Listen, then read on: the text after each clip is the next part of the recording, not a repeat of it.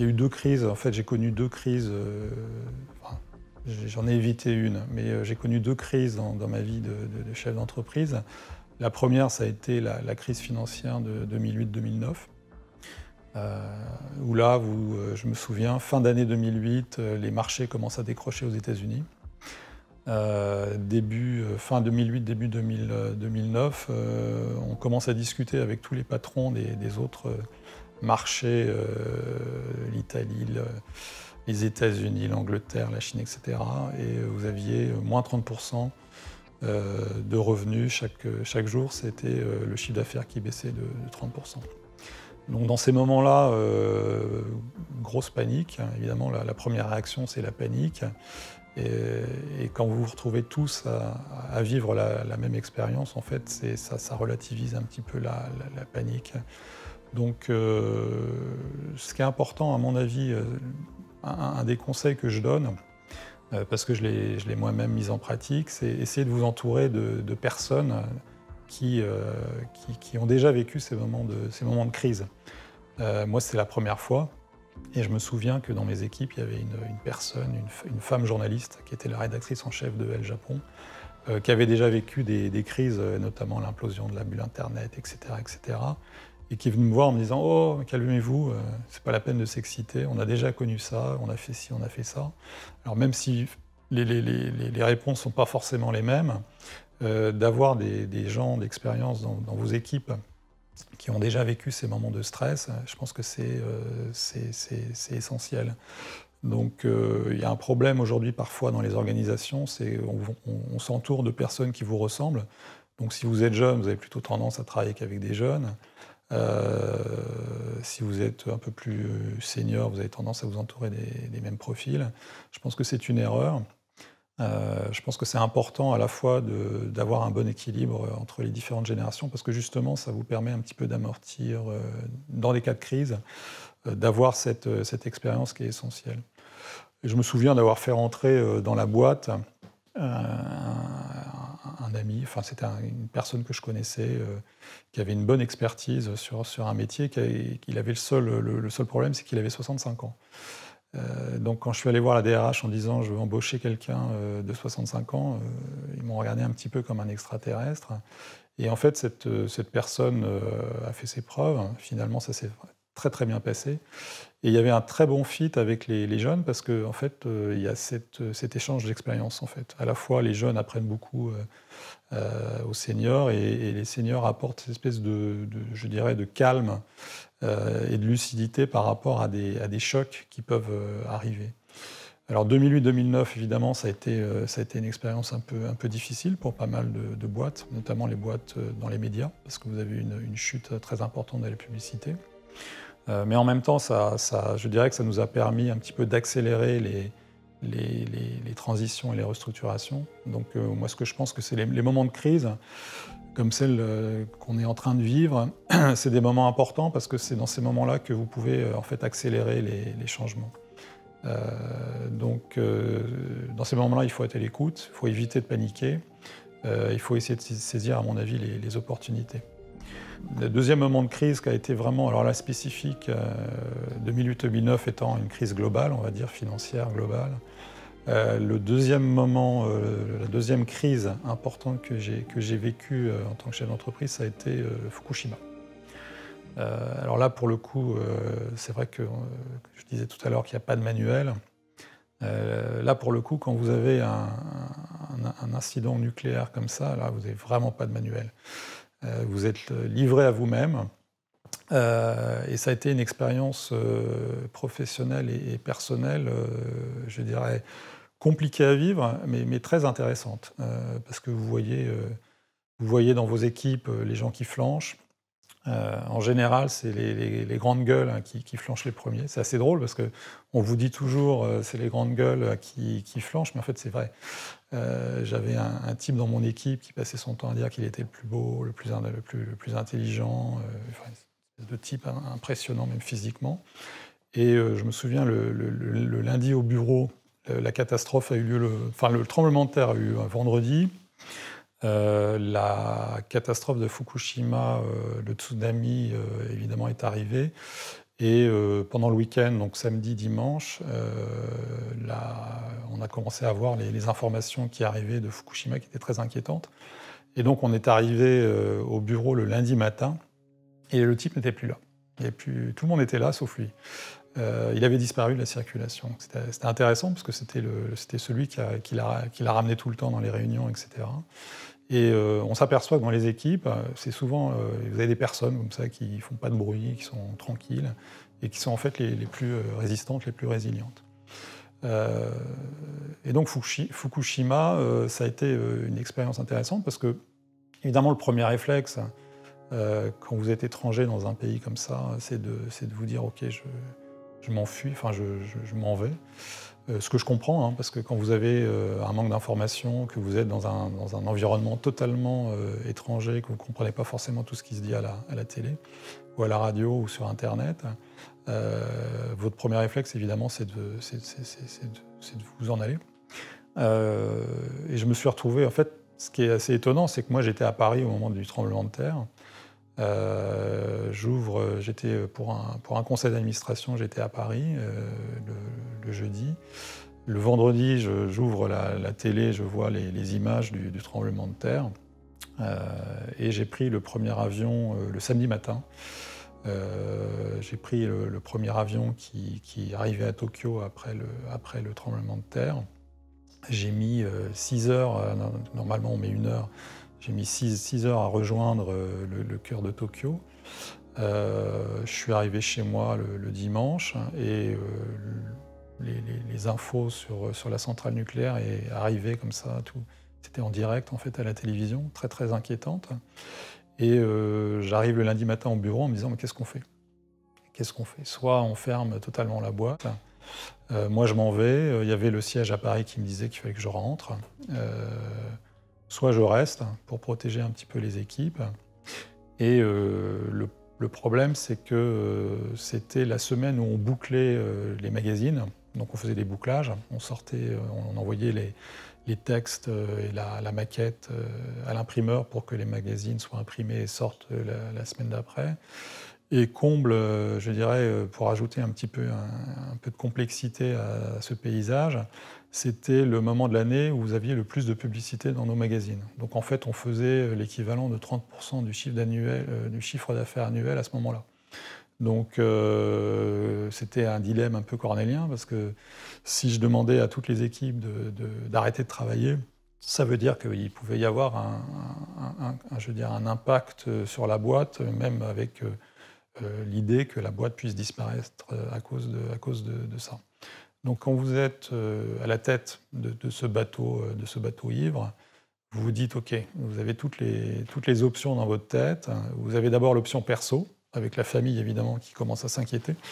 Vous dites « Qu'est-ce que je fais ? Exit ou pas exit ? Est-ce que je pense d'abord à moi-même ou je pense aux équipes ? Est-ce que je pense à la boîte ? Est-ce que je pense d'abord court terme ou long terme ? » Donc tout ça est très compliqué à gérer parce qu'il n'y a pas je dirais qu'il n'y a pas de réponse. Il n'y a pas une réponse, il n'y a pas une solution. Et donc vous êtes livré à vous-même parce qu'in fine, c'est vous qui prenez la décision. Donc là, je dirais que j'ai juste suivi mes intuitions. Mes intuitions, c'était de me dire je suis à la tête de la boîte. Les gens me font confiance, donc je suis un peu comme le capitaine du bateau. Quand vous êtes capitaine d'un bateau, si le bateau coule, vous restez jusqu'à ce que le dernier des passagers soit débarqué, soit en sécurité. Donc je suis parti de ce principe-là en me disant l'objectif c'est que tout le monde soit en sécurité, que je reste, parce que je ne vais pas m'enfuir, parce que sinon ça veut dire qu'il n'y a plus personne à la tête de la boîte.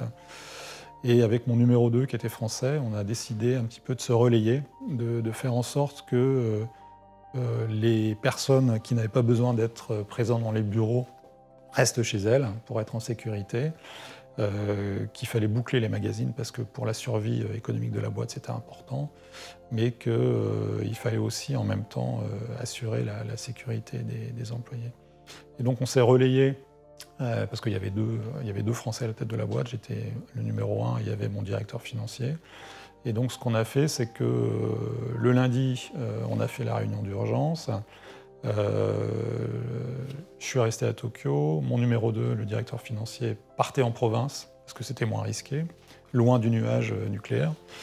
Moi, je suis parti le mardi, il est revenu le mardi, et on s'est comme ça, on a fait une rotation en se disant, si jamais il y a un incident, un petit peu un scénario à la Tchernobyl, c'est-à-dire que vous êtes dans le nuage radioactif, au moins il n'y en a qu'un. L'autre est en sécurité, donc il y a toujours un des deux qui est en sécurité, et on a fait en sorte de s'assurer qu'au fur et à mesure de la semaine, la plupart des employés étaient au fur et à mesure exfiltrés. Quand ils avaient fini leur boulot, qu'ils avaient bouclé leur magazine, et ben, ils rentraient chez eux, ils restaient chez eux en sécurité. Et voilà, comme ça, on a fonctionné comme ça pendant une semaine. Ça a été une semaine très angoissante, parce qu'on s'aperçoit qu'on a beau rationaliser, tout d'un coup, on est face à une situation sur laquelle on n'a pas de prise. On est extrêmement seul, parce qu'évidemment, on a beau appeler les gens à Paris, qu'est-ce que vous voulez qu'ils fassent? Ils ne peuvent pas faire grand-chose. Vos décisions peuvent avoir un impact sur la vie des gens, c'est-à-dire la vie des employés. Donc vous devez faire très attention, mais en même temps, in fine, vous êtes un chef d'entreprise, et l'objectif d'un chef d'entreprise, c'est quand même de faire en sorte que la boîte survive, gagne de l'argent et fasse gagner de l'argent à l'ensemble de l'écosystème. Donc soit vous fermez l'entreprise tout de suite, mais vous dites il y a 300 personnes, ils ont des familles, etc. Donc vous imaginez l'impact économique. Soit vous leur faites prendre des risques démesurés, et ça non plus, c'est pas optimal. Et donc c'est pour ça que c'est une expérience qui est difficile à rationaliser en fait, parce que vous êtes aussi submergé par tous ces sentiments, et c'est des sentiments de panique. Alors ce qui est intéressant de voir, c'est que dans ces cas-là, les Japonais sont très stoïques, même malgré le stress. Je veux dire, le stress, il est là, hein. Très stoïque. Je me souviens de mon assistante. J'avais une assistante dont les parents avaient perdu la maison lors du tsunami. Et elle m'a rien dit. Elle était venue au bureau, comme d'habitude, super zen, super stoïque. Et comme si de rien n'était. Et c'est quelqu'un qui est venu me voir 2 jours après en me disant, tu sais, elle a perdu sa famille, ses parents ont perdu leur maison. Et elle n'avait pas craqué, elle n'avait pas demandé de congé. Et là, j'ai trouvé ça extrêmement étonnant. Enfin, d'un point de vue occidental, vous vous dites, mais elle est folle, hein, parce que j'imagine une Française, elle ne serait pas venue au bureau, elle aurait dit, enfin, bon, j'aurais compris en plus. Et là, vous êtes totalement perplexe. C'est là où on reparle un peu des différences culturelles. Et je me souviens d'une autre, parce qu'on était avec mon numéro 2, on essayait d'être très présent, donc on faisait des tours de bureau. Je me souviens, on faisait des espèces de patrouilles, d'aller voir les gens, de leur parler, parce que dans ces cas-là, effectivement, il faut être présent, il faut parler aux gens, etc. Et je me souviens de cette journaliste. Il y avait un magazine de décoration. Elle était journaliste, et elle était devant son écran en train de regarder les news, et elle était en pleurs. Et j'ai pas compris. Et j'essaie de lui parler, elle était en pleurs, et donc au bout d'un moment, j'arrive à lui parler, et elle me dit, voilà, ma mère est sur... Et là, je me suis dit, ils sont fous. Ma mère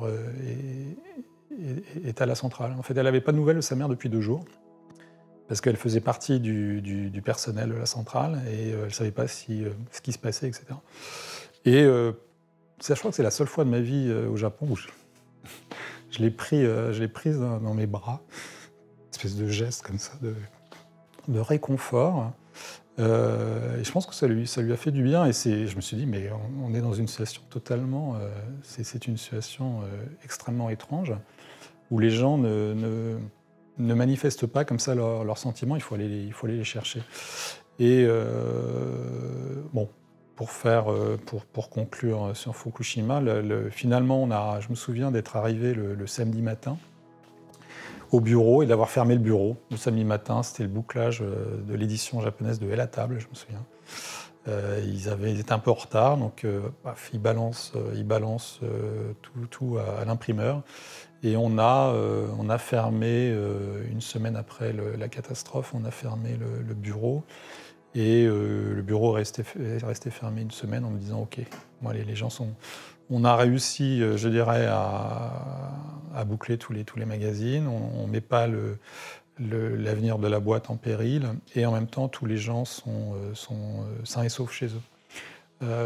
Et ça a été assez étrange parce qu'in fine, ça a permis vraiment de renforcer les liens avec tous les employés. Les gens, quand je suis parti en 2018, quand je suis parti de la boîte, je pense que les gens se sont toujours souvenus qu'on avait été là dans ce moment extrêmement difficile. Donc, et là, pour le coup, alors je me souviens, la société avait été, Lagardère avait vendu toutes ses filiales étrangères à Hearst, ce groupe américain.